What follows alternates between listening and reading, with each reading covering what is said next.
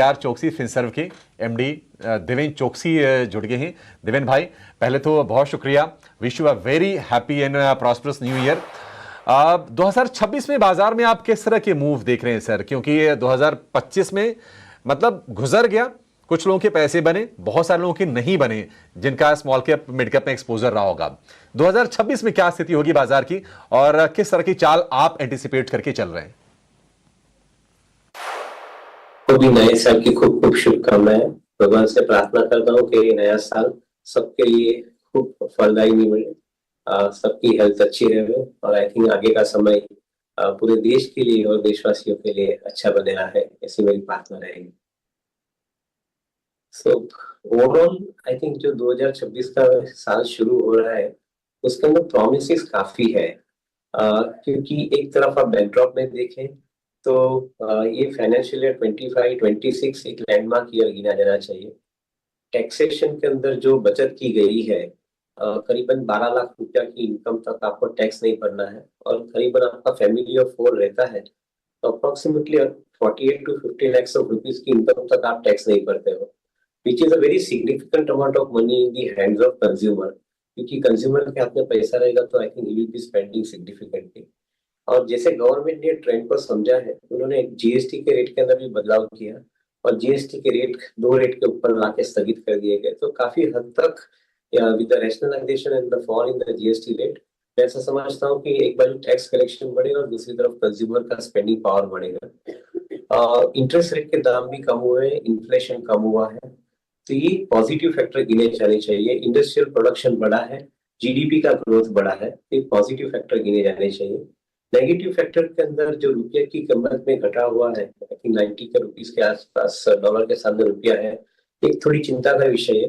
But overall I think 2026 के साल के अंदर प्रोमिसेस ज्यादा है, डिसअपॉइंटमेंट्स कम है, ऐसा मैं मानता हूँ। कॉर्पोरेट अर्निंग के माध्यम से देखें तो भी third quarter onwards I think we are likely to see significantly large amount of growth compared to previous 2 quarters in this financial year. तो ऐसा मेरा मानना है कि I think along with higher growth earnings, better profitability and visibility for further growth for next 5 years, 2026 should be the year on which हमारे market को एक अच्छी ऊंचाई तक जाने का एक अवकाश मिलेगा, एक स्कोप मिलेगा। देवेन भाई, आपसे ना हम सेक्टर्स पर भी व्यू जानना चाहेंगे और जो फैक्टर्स रहे हैं जरा उनकी भी चर्चा कर लेते हैं, क्योंकि हमने देखा कि सरकार की तरफ से टैक्स रिलीफ मिला, रेगुलेटर ने भी हमने देखा कि दरें घटाई, सरकार ने एक बड़ा पॉलिसी रिफॉर्म किया, जीएसटी रेट रैशनलाइजेशन का, जीएसटी दरों में हमने कटौती देखी। क्या आपको लगता है कि आगे भी हम जो ऑटो स्टॉक्स हैं या फिर जो डिस्क्रिशनरी कंजम्पशन वाले जो स्टॉक्स हैं उसमें हम तेजी देखेंगे? और अगर हम विद इन कंजम्पशन की बात करें, क्योंकि एफएमसीजी तो चला नहीं है, रेस्टोरेंट्स वगैरह ने पैसे बनाए नहीं, तो आपको क्या पसंद है? कंजम्पशन एज अ थीम तो ठीक है, लेकिन उसमें से क्या चूज करें बेहतर रिटर्न्स के लिए? ऑटो के माध्यम से देखिए तो ऑटो एंसिलरी के ऊपर प्रेफरेंस ज्यादा देना जरूरी बनता है ये साल के अंदर। गए साल के अंदर to a certain extent I think ये ऑटो एंसिलरी कंपनीज को जितना स्कोप था उसके कम अप्रिसिएशन मिला है।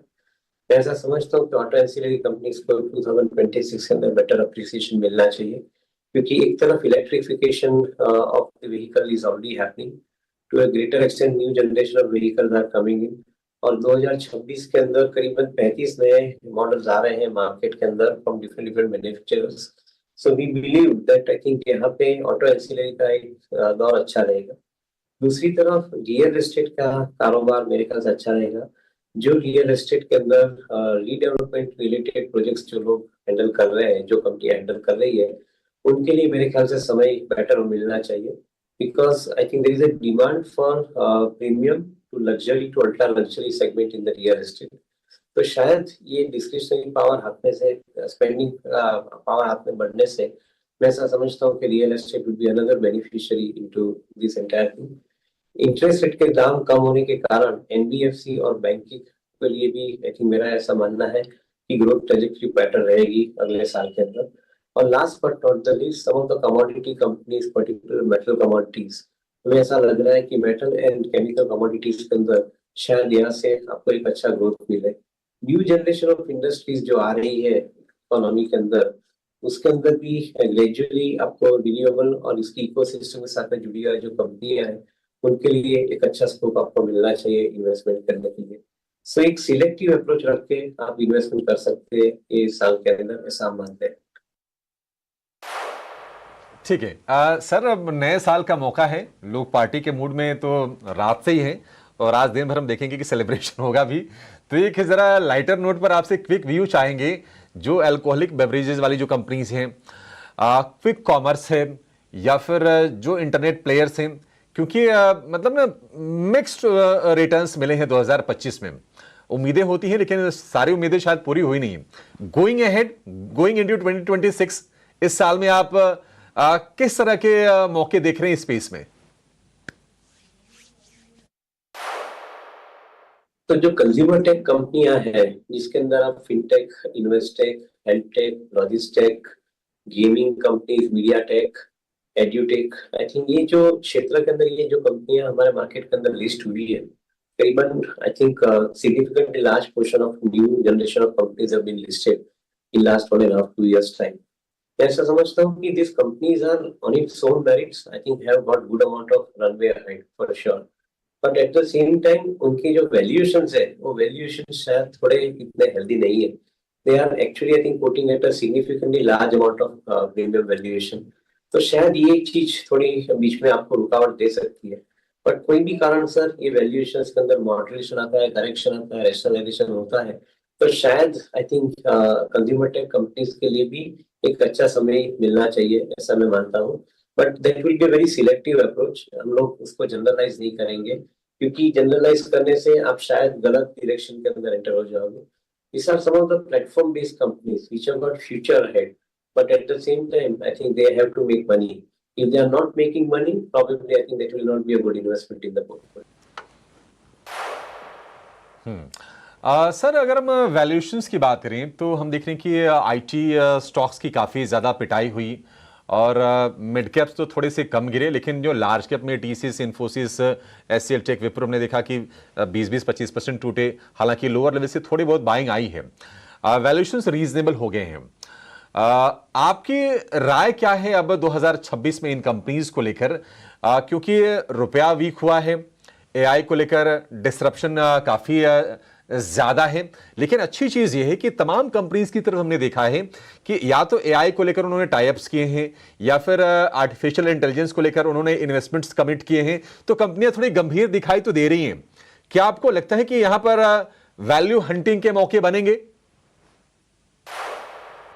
दो तरह से देखते हैं। एक तो आईटी कंपनीज के जो कस्टमर सेगमेंट है, वो कस्टमर सेगमेंट के अंदर एआई के हिसाब से एक आगे का ग्रोथ बहुत सिस्टमेटिकली आगे बढ़ते जा रहा है।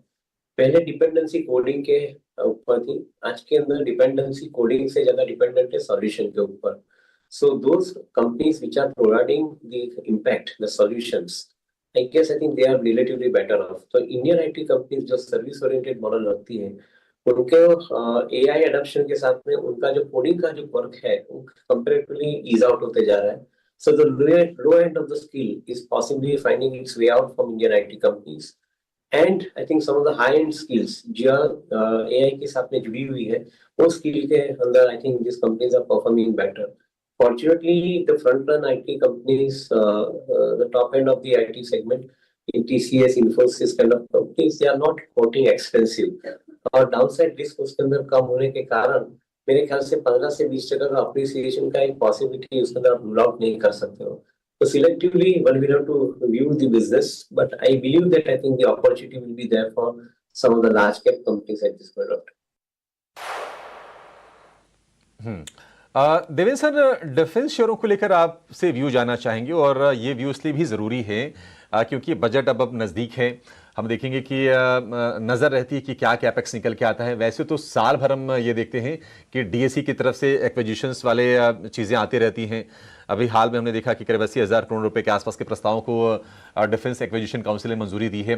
हालांकि 2024 के सेकेंड हाफ के बाद से हमने शेयरों में भारी डिक्लाइन देखी है।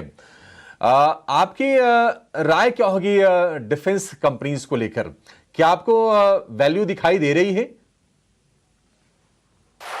think they are far ahead of time if valuation के दर्जे से देखें तो मेरे ख्याल से most of the defence companies जो सप्लाई करती है डिफेंस सेगमेंट को वो करीबन 2027-28 के अर्निंग के आसपास रिपोर्ट हो रही है, तो मैं समझता हूँ कि I think they are relatively expensive. Having said that, the visibility of earning is also there for this company क्योंकि गवर्नमेंट जो हिसाब से नए फंड स्पेंड कर रही है डिफेंस के अंदर, जो हिसाब से इकोसिस्टम के अंदर जो डिफेंस कंपनियां जुड़ी हुई है उनका कारोबार बढ़ते जा रहा है, तो वी आर डेफिनेटली श्योर कि यहाँ से ग्रोथ बनेगा.